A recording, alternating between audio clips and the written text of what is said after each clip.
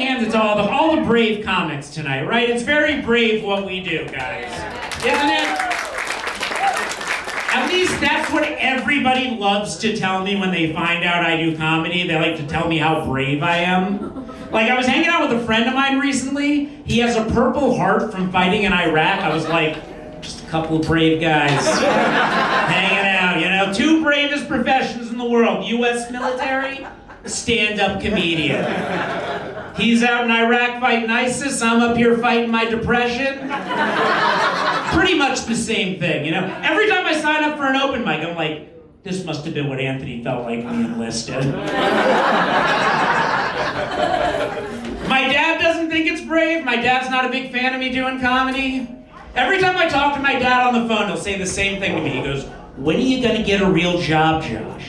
And it hurts, you know? I'm out here, I'm working hard, I'm pursuing my dreams. But every time I talk to him, it's just, when are you gonna get a real job? And I'm just like, Dad, will you please just give me some more money?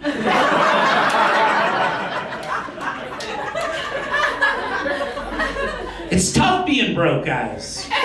You gotta be creative when you're broke, you know? The other day, for example, I made myself a pizza using a slice of wheat toast, expired month-old spaghetti sauce, and a piece of string cheese I found in the back of my fridge. As I was eating it, I kind of felt like Robin Williams in that movie Hook. I was like, you're doing it, Peter. You're imagining.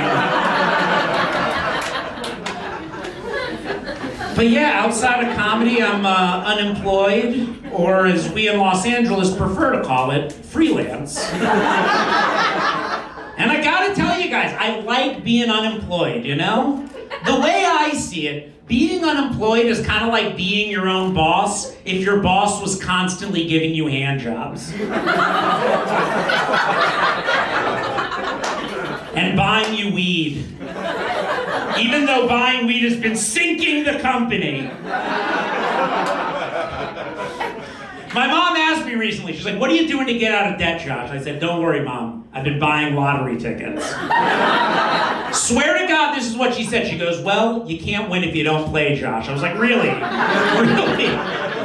I had to stop doing it, not because buying lottery tickets is stupid and you have a 0% chance of winning, but because I realized that if I ever won the lottery, it would only further ruin my life. Because, like, I'm a deeply neurotic person. Like, I'm terrified of flying. But I do it anyway because I know that the odds of dying in a plane crash are so low that it would be absurd not to fly.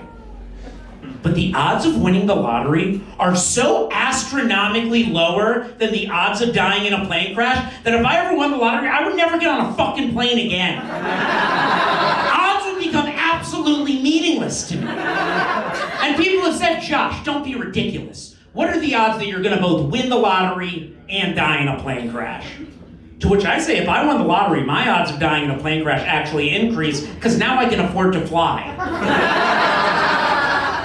Honestly, here's how bad your odds are of winning the lottery. I read in the Washington Post, you have better odds of getting hit by a meteor than winning the lottery. Hit by a meteor. I remember reading that, and I no longer believe anything I'd ever read because that doesn't make any sense. Because every year, we hear about multiple people winning the lottery. And yet only a select number of people play the lottery. And I have yet in my entire life to ever hear of even one person being hit by a meteor. And everybody's playing the meteor lottery.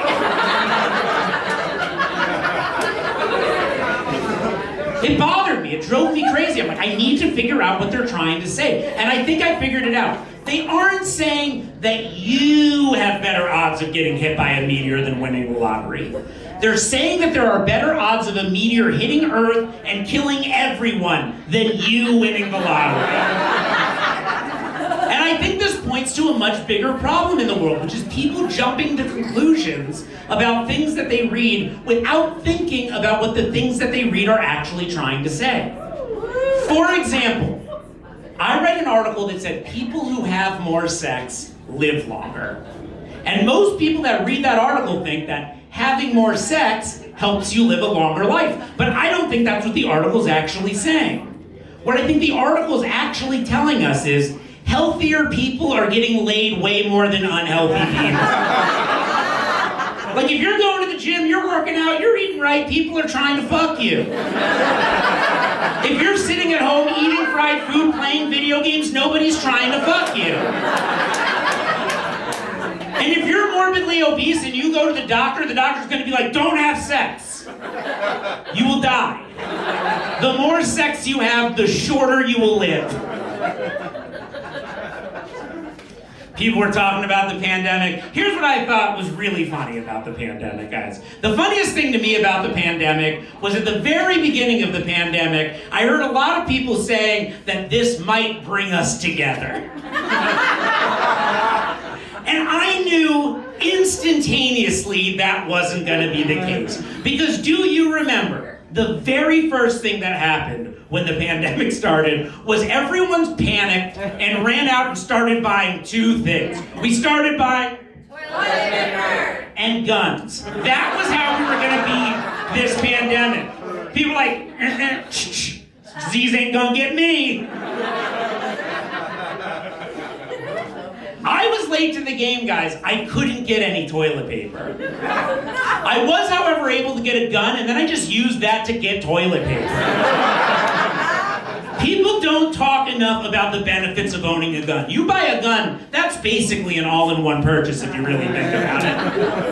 I'm telling you, you can get anything with a gun. Seriously, Elon Musk said recently he no longer accepts Bitcoin to get a Tesla, but you can still get one with a gun. Honestly, you know what the hardest thing to get with a gun, guys, is? Just another gun. That's the hardest thing. Everything else, piece of cake. Cake, one of the easiest things to get with. It didn't bring us together, but I do feel like we all learned a lot about each other, right? Like, I now know which of my friends would come out of prison shredded with a law degree, and which of them wouldn't have been allowed to wear shoelaces, you know? Everybody I knew before the pandemic afterwards either had a six-pack or diabetes. It's like they either became a ketogenic gourmet chef or an alcoholic. Everyone either finally wrote their screenplay or finally wrote their suicide note, whichever one they kept putting off. I got back into reading during the pandemic. Where are my readers at? Yeah, this is a literary prep. Reading's funny, guys, because reading is the only thing where you're like, wow, this is amazing. I love this. How much longer do I have to keep doing that? You know, we don't talk about anything else like that. I've been reading a lot of self-help books. That's been my big thing. Read this book recently, The Power of Now. Yeah, great book, all about letting go of the past and living in the moment. And I gotta tell you guys, the book really helped me to stop lamenting my last failed relationship and instead focused all of my attention onto what she's doing right now. Getting dumped during the pandemic, guys, is kind of like literally being told, I wouldn't have sex with you if you were the last man on earth. My ex-girlfriend was rich, she was wealthy, and when we first started dating, she said to me, she goes, listen, Josh, sometimes I'm gonna wanna do things that you can't afford to do, and rather than not do them or make a whole thing about it, I'd rather just pay for us both. I hope this isn't gonna be a problem. And I was like, I will suck your dick. I will suck your dick. Honestly, that was the moment I became a radical feminist. I started going to protests, like, her money, her choice. I made myself a sign that said end the patriarchy, but I spelled patriarchy P-A-Y. She took me to fucking Nobu on my birthday. Took me to know. Halfway through dinner, I was just like, fuck it, I'm gonna propose. But I didn't have a ring, so I thought maybe she'll find it cute if I use a piece of sushi. Not impressed, guys. She was like, Josh, an engagement ring is supposed to be 3 months' salary. I was like, this is 3 months' salary. Single now, dating. My parents really want me to date a Jewish girl. That's their dream for me, is that I'll marry a nice Jewish girl, give them nice Jewish grandkids. So they went ahead themselves and signed me up for a Jewish dating app called JDate. Are you guys familiar with JDate? It's a Jewish dating app, guys, but get this. You don't actually have to be Jewish to be on JDate. Yeah, when you sign up, you can sign up as a Jew or as a gold digger. They give you both options on the site. I hate online dating, man. It's the worst. You gotta write all these essays, answer all these questionnaires. Online dating kind of feels like applying to college all over again. It's like I've applied to all the most competitive vaginas. And a couple of safety vaginas. Really hoping that I get into one of them. And that it doesn't put me into crippling lifelong debt, you know? Plus, nobody ever looks in person like they do on the apps, right, guys? No one ever looks in person like they do on the apps. For example, met this girl recently on Tinder, super attracted to her profile picture, met her in person, turns out she doesn't actually have cartoon dog ears or a cartoon dog nose. Like, what the fuck is that? She was just a regular human person with significantly worse skin.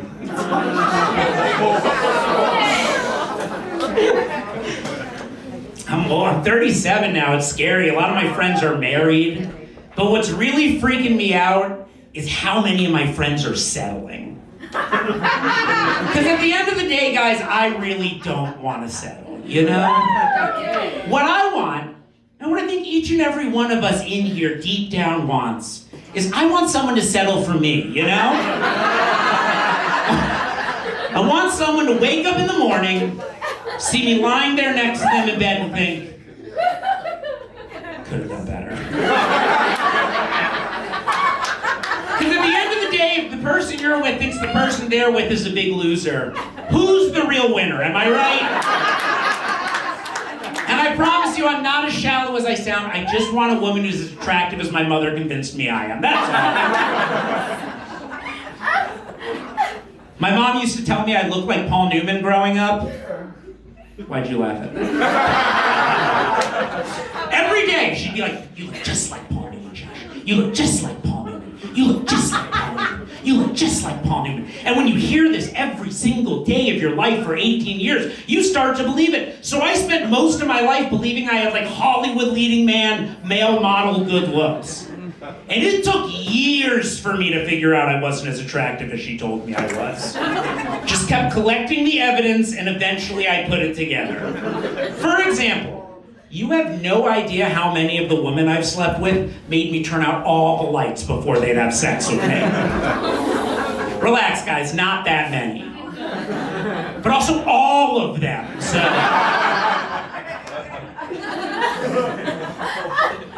The thing I'm most upset about appearance-wise is you may notice that I'm wearing a hat. And a lot of people assume that because I wear a hat, it must mean that I'm bald. And I want to clear this up for everyone right here and now. I'm not bald, okay? I'm almost bald. It's a different... I'm at that point now where I should really just get it over with and shave my head already. I just don't want to, you know? I even shaved my head once and it didn't look bad. I just didn't feel like myself. I even started getting laid more. I was like, this isn't who I am. At the end of the day, I don't identify as somebody who shaves their head. I identify as somebody who should shave their head. Seriously, I was looking in the mirror recently. I realized my head kind of looks like one of those animated History Channel documentary maps of Europe during World War II. It's like my hair is continental Europe, and my forehead are the Germans just conquered. And there is no good option for a receding hairline, guys. There is no good option. Your only option is to get hair plugs. But if you get hair plugs, you then have to commit to taking Propecia for the rest of your life. And the problem with Propecia is it causes impotence. And I don't want to do that.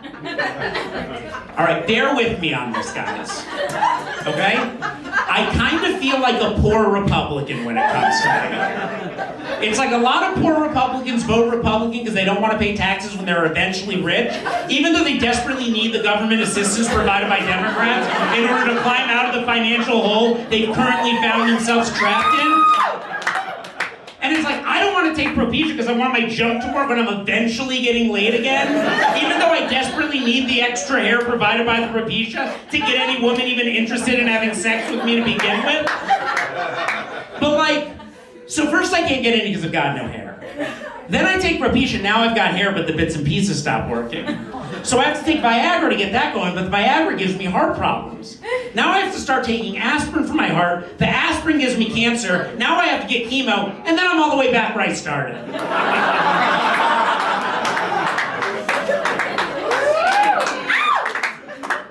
So I'm in therapy, guys. Thank